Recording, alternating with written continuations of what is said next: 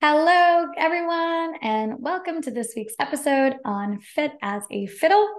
Our guest today is Robin Randisi. She is a functional nutritionist, and she really helps people through her online presence and through her one-on-ones and through her, all of the things that she teaches to her clients and the people that come to her for help to improve the quality of their lives and to make them feel better, not only on the inside, on the outside, and everything in between. And her main focuses are on digestion, autoimmune conditions, and like kind of the umbrella of women's health. So we're really excited to have Robin on the show today. We're going to be talking about, basics of the anti-inflammatory diet and just reducing inflammation. I know it's such a big word for people. They may not really understand the concepts behind inflammation. Robin is here to break that all down for us and help us understand our diets and our bodies and what really health is in that whole space. So welcome to today's show, Robin. Thank you so much for being here. Thank you, Sneha. I really appreciate the invite. I'm happy to be here. Yeah. So let's just start off with your work first. You have like a couple of different specialties and our kind of paths cross in the pelvic health space here in the New York area. So I know that, you have a wealth of knowledge and you work with lots of different people, but I'd love to hear your story of how you even got into this in the first place. Yeah, absolutely. So, functional nutrition is all about a root cause holistic approach.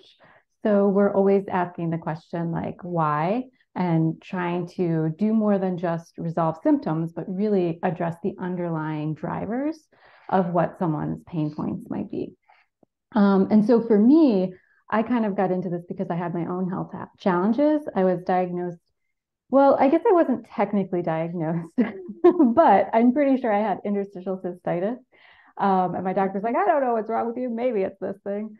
And if anyone doesn't know what that is, it's a really painful bladder condition. It's also called painful bladder syndrome, where it kind of, the way I usually describe it is it kind of feels like you have a UTI, but like 24/7, and antibiotics do not fix it. Mm-hmm. So when I went down that road of like, wow, this came on really suddenly, and I'm not getting any answers or solutions. What do I do? And it led me down a path where I ended up totally changing my diet, and I got so excited by the profound effects that it had on me and how I basically, was able to resolve my interstitial cystitis mostly through dietary changes and working on my gut health and all these things that I do with people nowadays. Um, so yeah, it kind of like inspired me to change my career, go back to school, study nutrition. Yeah, just kind of like spread the gospel, I guess you could say. Yeah, I mean, it's fantastic. And I didn't know until we started connecting a little bit more here about your journey as well and how that's informed your practice. But it's just it's so interesting when it comes to that whole interstitial cystitis, pelvic health world. Like so much, not just the pelvic health world. I really should say anything that comes from within our bodies, how much it can be influenced and managed with the things that we're putting into our bodies and how that makes us feel and how our symptoms feel that day or that week. So I'm excited to dive in more in depth here. But what, like, just for listeners to kind of get a sense, like, what is an anti-inflammatory diet? And also, like, I guess the second part of that question is, why do certain foods create more inflammation than others, and why are those kind of different? Yeah, it's a great question. I mean, maybe we should back up even further and talk about like what is inflammation. Yeah. So as a PT, you're probably talking to people all the time about like, oh, why does my body hurt? And that kind of thing. And it's like, well, inflammation can be at the heart of that. It's really, we think of it like pain, redness, swelling, heat. And that's a normal part of like your body functioning. There's nothing wrong with inflammation, but when it goes on for too long, it's too much, or it's chronic low grade inflammation, then we start to develop potentially health conditions and symptoms. So we're starting to understand that inflammation really plays a role in like almost every chronic disease. So it's been this kind of buzzword people have heard about. Maybe they don't understand how it manifests. So like it could look like different things for different people. It kind of depends on what your weak link is, I always say. So like In my example, it was obviously like my like pelvic pain was a big deal for me. That might have been my weak link at that time. For some people, it might be GI health. For some people, it might be joint pain. For other people, they might get migraines or headaches, trouble sleeping, or just feel kind of like low energy. So I feel like all these amorphous things can benefit from an anti-inflammatory like lifestyle and diet approach. So there's a couple of reasons why certain foods can be more inflammatory than others. One thing I like to always tell people is that your body really only has the building blocks to work with: what you eat, drink, and breathe. And that's it. And that's what all your cells are made of. That's what your cell receptors are made of. That's what your hormones are made of. So if you're not getting enough raw materials to do its job properly, your body's going to struggle. And you might end up in a more inflammatory state. So it could just be like a deficit of things. It might not be you're eating the wrong things. It could just be you're not eating enough of the good stuff. And then we have certain foods we know are pretty inflammatory. So, when you think about inflammatory foods, it tends to be stuff like high fructose corn syrup, trans fats, hydrogenated oils. Like those are pretty. It's not very controversial to say that those are highly inflammatory for folks. But a lot of the questions that I get, beyond that are like, oh, do I need to cut out gluten? Do I need to cut out dairy? Do I need to, be vegan or paleo or keto or, you name it? People are like, is that an anti-inflammatory diet? And to that, I always say, well, it depends. Like it depends on the person sitting in front of me, what I would say. So certainly gluten and dairy can be inflammatory for some people at some times.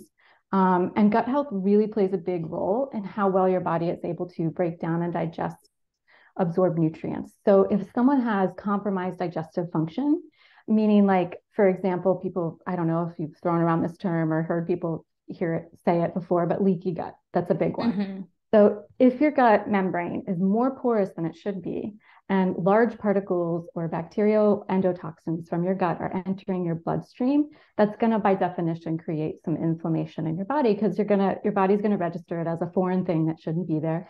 Your white blood cells are going to start going on attack. And so sometimes it's more about the terrain than the foods. And maybe some people can't digest gluten and dairy, or they find it quite inflammatory, or that it exacerbates their symptoms at this moment in time. But once they do some deeper healing, it's really not about the food, it's about the terrain. So that's kind of an example, actually, a good example of like a functional nutrition type approach of like going that level deeper to that kind of like root cause of like, instead of like pinpointing or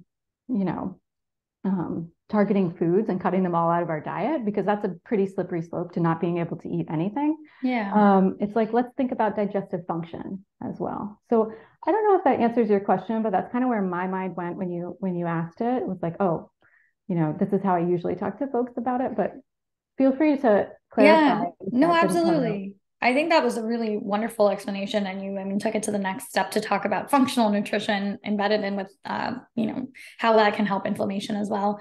And I think that one of the things that people kind of think of when it like autoimmune and inflammation, like body attacking self, and like that kind of language gets used in like, I guess, patients' understanding of things. What do you say to explain that term a little in a more conducive way, I guess? To explain autoimmunity? Yeah. Yeah. I mean, I work with a lot of folks with autoimmune conditions. And as you know, it's really prevalent. Right now, it's just been on the rise. And so the way that I talk about it is, well, first of all, I like to kind of zoom out and always tell people, like, you're not broken. Like, your body is just trying to communicate you, and it's just doing the best with what it has. And take a little bit of the pressure off of them feeling like, I've got this problem, and I've got to fix it. I've got to fix myself. My body is broken. I'm clashing with my body. We're like not on the same team here. It's like, I've got to control it. And instead it's like, actually, what's nicer for your nervous system and more conducive to healing is to just be in relationship with your body and say like, hey, what are you trying to tell me here? And autoimmunity or any other symptoms are part of that process. But I think autoimmunity is a very scary thing because some autoimmune conditions are quite serious and they can really affect your quality of life and your longevity. So, but it ranges, the gamut ranges from things that are super serious, like, multiple sclerosis, to things that might be like, eczema or psoriasis or something. So there's a huge range. And what I always, how I always work with people is, again, zooming out to that terrain. It's like, okay, let's think about what we know about gut health and autoimmunity. We know that you probably have a leaky gut in order to develop autoimmunity. Like there's a lot of research pointing in that direction. So gut health is something we can work on. Check. We know that your nervous system has a big impact on autoimmunity. So that's something we can work on. That's modifiable with lifestyle stuff. So, stress management, movement, that kind of thing. So while we don't say that there's a cure for autoimmunity, because there's really technically not, I will say that I have seen many times people put their autoimmunity into what we would call, oh gosh, I'm blanking on the word. Help me out here. Remission. That's the word. Remission. Okay. Yes, thank you. Into remission. I wasn't sure where you were going with it. I know. I put a little pressure on you there. Into remission, or they're able to successfully manage their symptoms pretty well. So I like to kind of give people hope. Number one, take the pressure off. Number two, and then kind of explain the mechanisms of like, okay, so your body is recognizing your own tissue and attacking it. Instead of making the distinction between self and an antigen, a foreign object or foreign substance that shouldn't be there, it's getting confused. Now, why is that? And when we think that has more to do with like the specific types of autoimmune conditions you might, with thyroid, there's the proteins in gluten grains that can look like your thyroid tissue. And that person, it might be, let's try removing gluten and see what happens to your thyroid antibodies. Let's clean up your gut. Let's reduce your stress. Let's talk about supporting your nervous system. Are you chewing your food enough? Are you getting enough minerals so that your thyroid can function properly? So that's one example of like thyroid autoimmunity, of how I might talk about it or approach it with people. But yeah, it can be a lot to deal with as a patient or client. For sure. And what I really liked about what you said is, even though the autoimmune condition itself may not have like a direct cure, like it's not like you take a pill and it goes away, like a bacterial infection, for example, but but there's still so much that's in our voluntary control, and what patients can do to diminish the effects of that autoimmune condition. So like, while that autoimmunity might still exist, whether it's like a genetic condition or whatever it is, congenital condition, at the end of the day, there's a whole bunch of tools and strategies that are kind of like, that epigenetic kind of language. Absolutely. And that in the world of environmental and physical changes that you can exert on your own body that can still help you live a very fulfilling and like relatively symptom-free life. Can't always promise. I know you can't promise. I can't promise patients that they'll never feel any symptoms after going through a plan of care. And nor I know you can't also, promise anyone that they'll never experience a flare-up or, get out of remission into remission. Like those things you can't promise, but what you can promise is that they can make an impact on, the, I guess, severity of their symptoms, or the intensity or the frequency of their symptoms. And so that's, I think, empowering to patients. And, the food is something that we put in our bodies. We have to put in our bodies. It's not like, it's a little different than, I guess, exercise, in that even if you choose not to exercise, like that's really bad for your health and it's really bad not to move, but like you won't like die in 7 days. Right. But like, if you don't put food in your mouth, I don't know how many days it actually takes to not survive on food or water. But the point being, like, you have to eat food, and food is a part of like the multiple instances of a person's life. Like, it's not just like, oh, like dental care, you brush your teeth, like you can get away with doing it once a day. Like if you did it twice, it would be much better. And if you flossed and you rinsed, it would be even better. But like, you should probably brush your teeth to like survive in this society, but food, like you have to put food in your mouth. Like you literally cannot function. And I think that, for listeners, that's like a huge piece of control that you have in your life. And if you can just figure out and get a handle on healthier ways of incorporating food, again, from this whole functional nutrition perspective, where it's more holistic, you're treating root cause. It's not a fad diet that you see on Instagram that some model, it worked for them, or, whoever it was, but it's something that's personalized and customized, because all of our bodies are so different. the impact of hormones, stress, movement, environment, toxins, where you live on this planet. All of those things influence our bodies, and the food that we put into our bodies, we can choose to make it more conducive for us. And what's conducive for one person may not be exactly the same for another person, right? So that's why it's so wonderful to have guidance from a person like you who has such a wealth of knowledge, not only on, what everyone wants to know, which is what's going to make me lose weight. That's not really the point. Like, yeah, sure. But like, what's going to make you feel more energetic and more optimized and more like alert and present in your lives so that you can do everything else that you need to do. So I don't know if you wanted to comment on any of that or any pieces that resonates. No, I mean, I think what you're saying is great. I mean, autoimmunity is complex. I definitely don't want to undersell it in that regard. And I think you're totally right, is that it should be an empowering experience to do something like functional nutrition, because you're totally right. We, like, most of us eat like 5 times a day, but we're not really taught the impact of food on our bodies in any sort of meaningful way. And most doctors, unfortunately, will still say it doesn't matter what you eat, no matter like what your diagnosis is, unless maybe you have celiac disease. So it's unfortunate, but it's like, I feel like it's a missing link in the healthcare system, that people are not deeply exploring the relationship between how they fuel themselves and how they feel in their bodies. And it's interesting that you mentioned weight loss, because a lot of people hear nutrition and they do think, oh, that must have to do with weight loss. I actually no longer work with weight loss at all in my practice anymore. And I'll tell you why if you're interested. Yes, I want to know. I just find that weight loss and health are two separate things. And there may be a time and a place where you want to work on body composition goals, and that's all fine and good, like no judgments here. But what I do is really help people work on their health. And those two things may not always be in alignment, right? So like changing your body composition may be a totally different approach than what's required to improve your health at this moment in time. And so I just found that often enough, those things were at odds, that I was like, well, here's what if you're interested in weight loss, I'm just not your gal. It's not, like, no shame in that, but for me, it's like a different frame of reference to start with someone. Yeah, absolutely.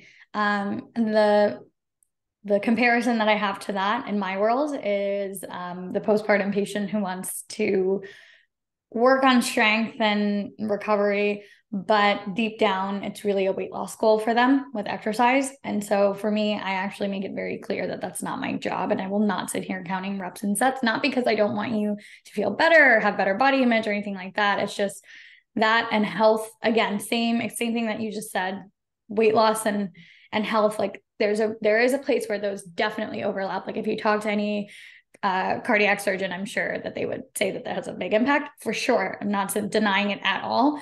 But when it comes from a place of I need to look skinnier versus I need to feel more energetic, like feel more like, like I can get to do the things that I want to do in my life more easily, that's when it becomes more of like a healthy plan and a healthy goal. So I'm totally on the same page with you, Robin.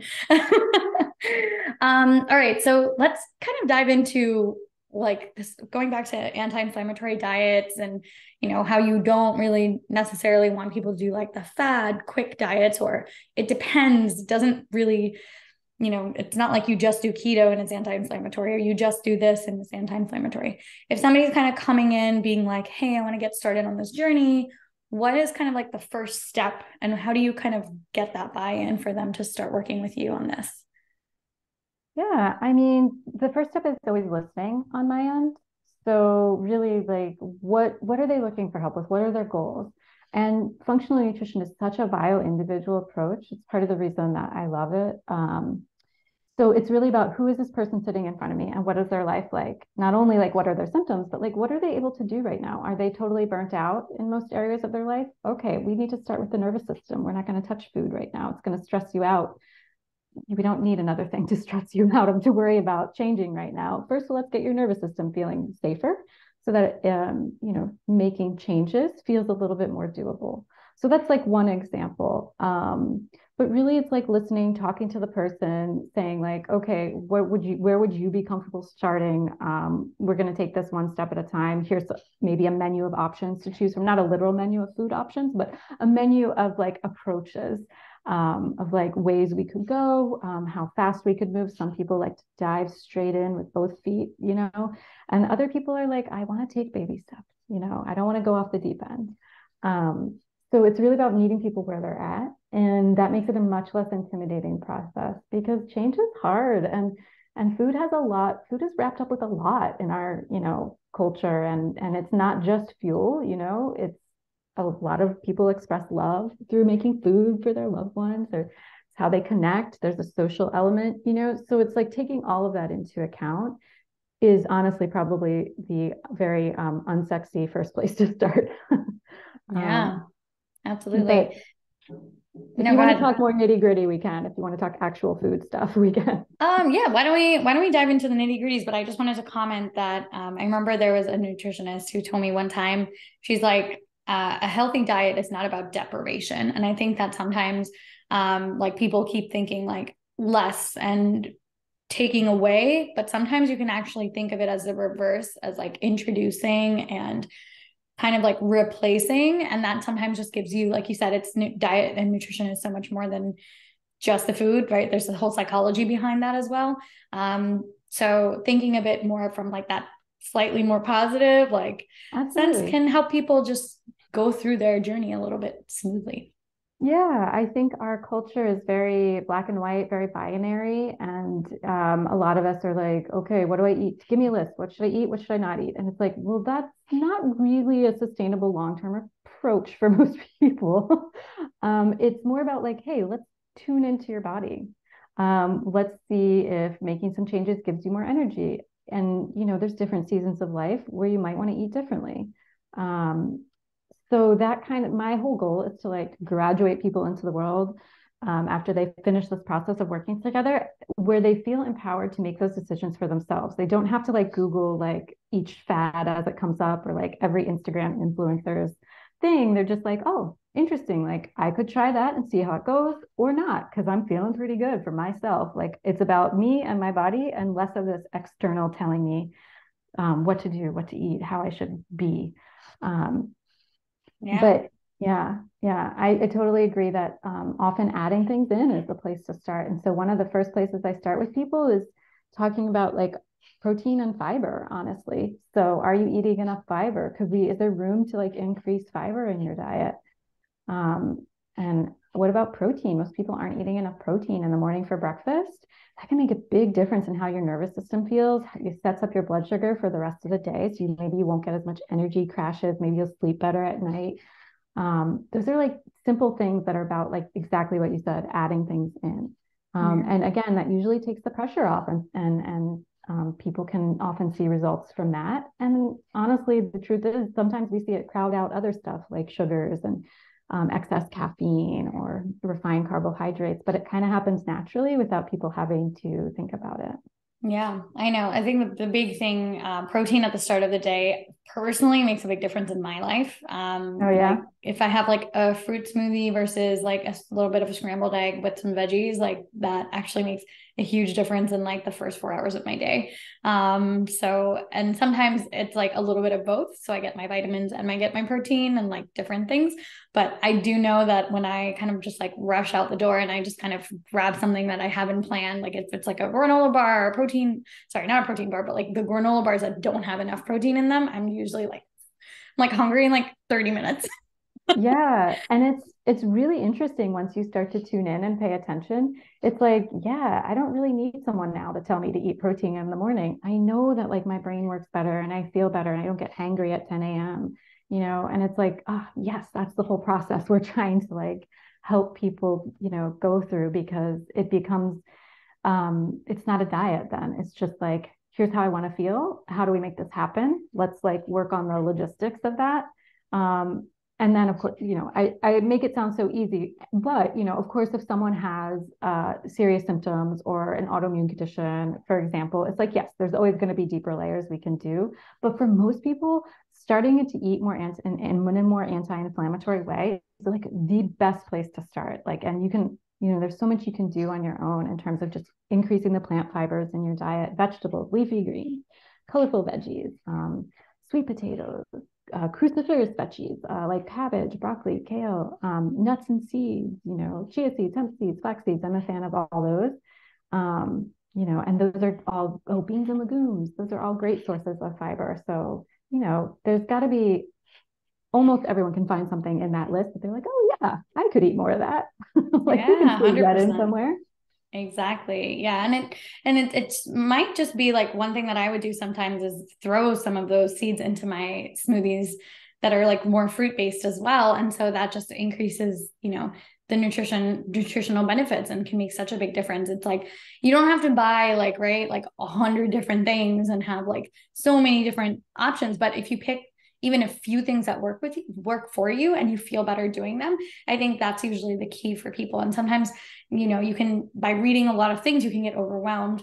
But I think that's a good segue actually into our whole, like the energetics of healing and changing your body and lifestyle, and just being like patient with yourself and not being too overwhelmed. So I'd love for you to kind of touch base on how do you talk to your patients and clients about that?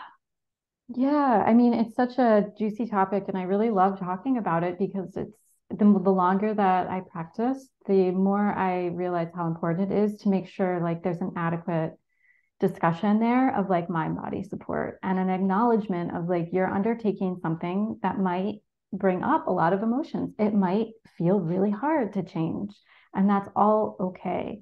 The important thing is that we're approaching it with as much self-compassion as possible. I really feel like that's the secret ingredient to any kind of change.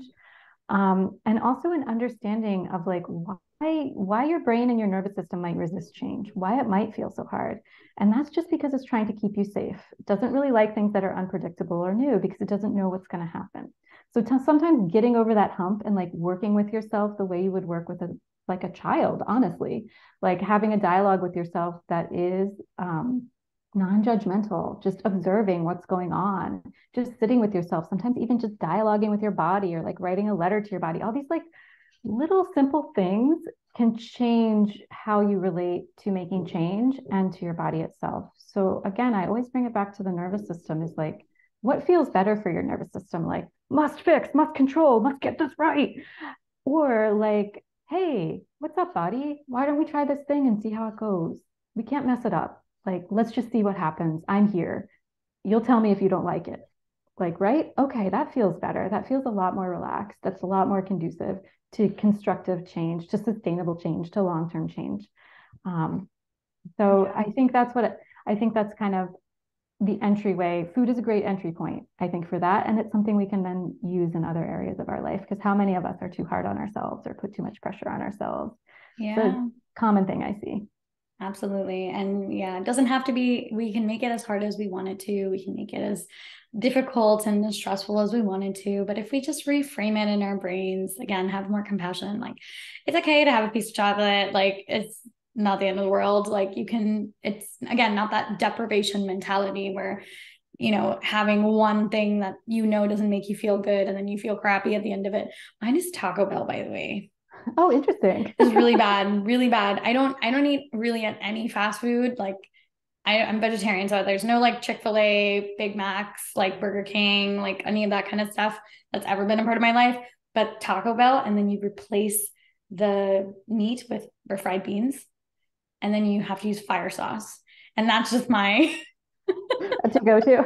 It's very specific, but that's like my cheat. Like when I'm the lowest of the lows and I'm just like, I just need this in my life. Well, it's serving a purpose. I mean, that's how I would frame that. It's serving a purpose that's useful for you. So it's not good. It's not bad. There's no morality attached to food. I think our culture is so quick to jump to that of like, I'm bad or this is bad. And it's like, no, it's just like, maybe that feels better. And you're like, you can enjoy it more. And like, speaking of epigenetics, like you mentioned in the beginning, maybe you're getting some other benefits because it's a nostalgic food and you love to eat Taco Bell with I don't know, I'm totally making this up, like with your family at one point, and there's some other benefit that's aside from nutrition, and that's okay, right?